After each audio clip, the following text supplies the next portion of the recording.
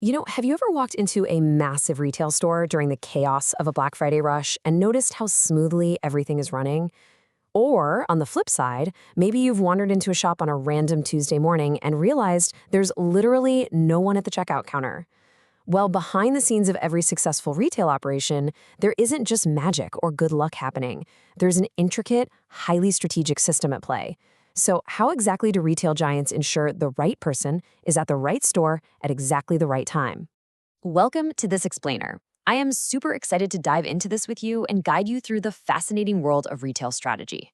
Today, we're decoding manpower planning, which is often just called MPP. We're going to look at how this process serves as the true engine behind retail success. People often describe it as the absolute threshold to human resource management. And honestly, once you understand how it works, you're never going to look at your local retail store the exact same way again.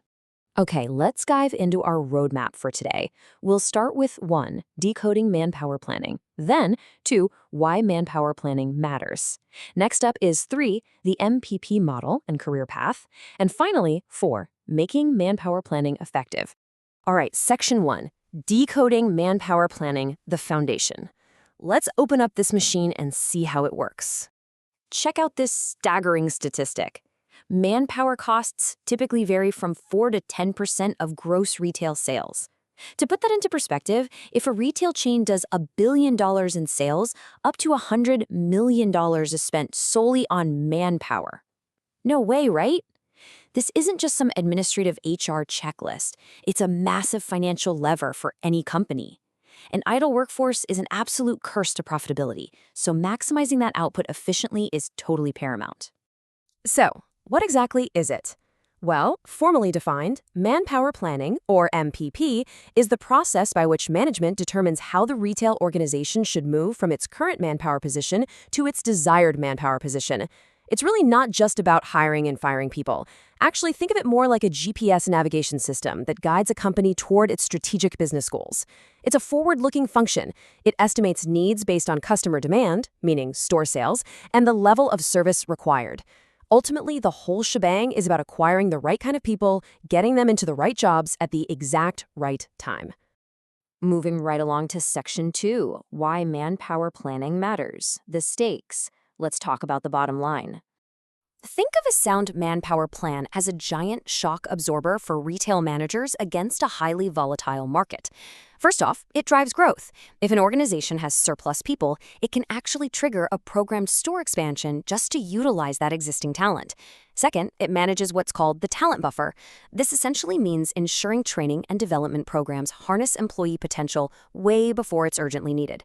Third, as we saw with that crazy percentage stat earlier, it controls manpower costs by facilitating really strict budgets.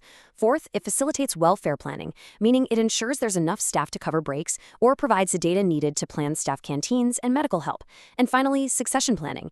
In retail, you need people with incredibly diverse skills: cash management, inventory, customer relations. Proper MPP ensures you always have a provisional list of employees ready to step up and replace superiors during sudden emergencies. Which brings us to section 3, the MPP model and career path, the mechanics. Let's look at the mechanical gears of this system. And the 7-step manpower planning cycle brilliantly illustrates exactly how these gears turn. It starts at the top by examining organizational objectives and policies. For example, if a retailer suddenly wants to launch free home delivery, well, they need dedicated staff for that. Then it moves to assessing manpower demand based on internal and external factors, like seasonality or new technology. Simultaneously, it forecasts the supply of manpower, basically taking inventory of who is currently in the organization and predicting losses from things like retirements or resignations. These feed into a critical step, which then leads to designing manpower programs, implementing the plan, and finally evaluating it to ensure lapses don't reoccur. Now, I want to zero in on that middle step connecting supply and demand: gap analysis. This is absolutely the crucial pivot point in the model. It's where retailers identify the exact mathematical and qualitative difference between the estimated employees needed and the actual staff available. This gap reveals precisely who needs to be recruited to fill the voids on the retail floor, or at the corporate level, or even where existing employees can be redeployed. It's the ultimate mind the gap moment for HR. But hey, let's bring in the human element here for a second. We've all seen it, right? The retail sector suffers from notoriously high turnover. People often leave due to poor compensation, unpredictable policies, or workplace conflicts. So, a major part of designing those manpower programs, step 5 of our cycle, is creating retention strategies. Because think about it, if a person joins a retail organization today without a clear vision for their future, they are immediately going to start looking for their next job. To stop this turnover treadmill, manpower planning literally has to involve dedicated career planning. Which ties perfectly into the retail career progression model. An individual can enter the industry right out of high school as a frontline cashier. But with concurrent education and development programs, that exact same person has a clear ladder, from floor manager to store manager, all the way up to the board level as a CEO. By giving employees a totally clear view of their status 5 or 10 years down the line, whether on a normal or an exceptional timeline, you dramatically reduce attrition.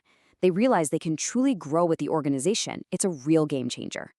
All right, final stretch. Section 4, making manpower planning effective, the optimization. Let's look at the guardrails that keep this system running smoothly. First up, we've got to address the elephant in the room, the inherent conflict in corporate objectives. On one side, you have economic objectives, which are always pushing to restrict the cost to the company, keep things lean, right? But on the other side, you have welfare objectives, which actively encourage additional costs to support employee well-being and retention. So effective manpower planning really requires striking a highly delicate balance between maintaining those tight budgets and genuinely investing in the human beings that run your stores. So the crucial point is, for this whole thing to actually work in the real world and not just be an exercise in futility, 4 key factors have to perfectly align.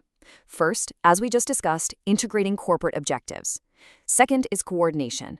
The HR department must tightly coordinate with all other departments and even external outsourcing agencies to make optimum use of resources. Third is top management support.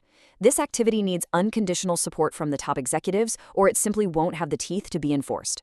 And finally, an information system. Without accurate, timely data on human resources, manpower planning becomes entirely redundant. If any of these 4 blocks fail, the whole plan completely falls apart. Which leaves us with a pretty fascinating perspective on the stores we interact with every single day. We've seen how MPP drives growth, balances budgets, and literally charts the course for an employee to go from cashier to CEO. So the next time you walk into a store, just look around. Look at the frontline workers, the supervisors, and the flow of the checkout lines. Is your favorite retailer actually planning for the future, or are they just frantically trying to fill shifts? Thank you so much for joining me in this explainer. Keep asking questions and keep learning.